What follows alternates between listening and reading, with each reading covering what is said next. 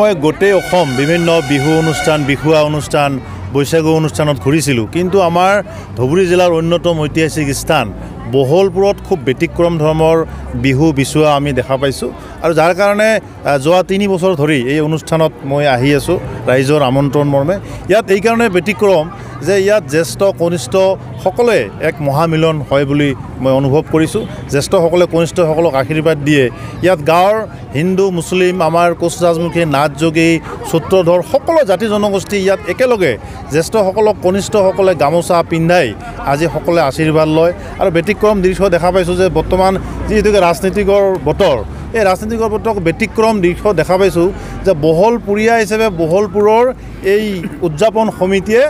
সকলো ইয়াত Congress UDF BJP AJP সকলো কেণ্ডিডেটসকলক জিলা পৰিষদ AP সকলোকে মাতি তেওঁলোকক সকলোকে গামোচা পিন্ধাই সকলোকে আশীৰ্বাদ দিছে যে সকলোৱে ভাল কাম কৰা ৰাইজৰ আশীৰ্বাদ লৈ জয়ী হোৱা কোন জয়ী হয় সেইটো বেলেগ কথা কিন্তু সমাজখন আগন্তুক দিনত ধন্যবাদ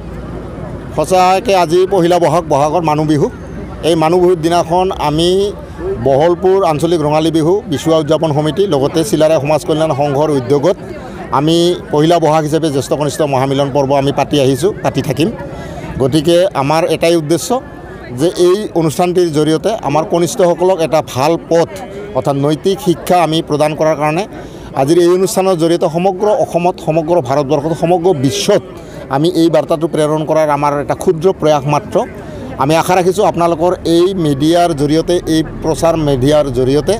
এই বাৰ্তাখিনি আপোনালোকে সিঁচৰিত কৰি দিব আৰু এই বাৰ্তাৰ জৰিয়তে আমাৰ উঠি অহা ভৱিষ্যত বংশধৰসকলে নিশ্চয় এখন সুস্থ সমাজ গঢ়াৰ কাৰণে যি মনোবল যি নৈতিক শিক্ষা সেই শিক্ষা আহৰণ কৰিব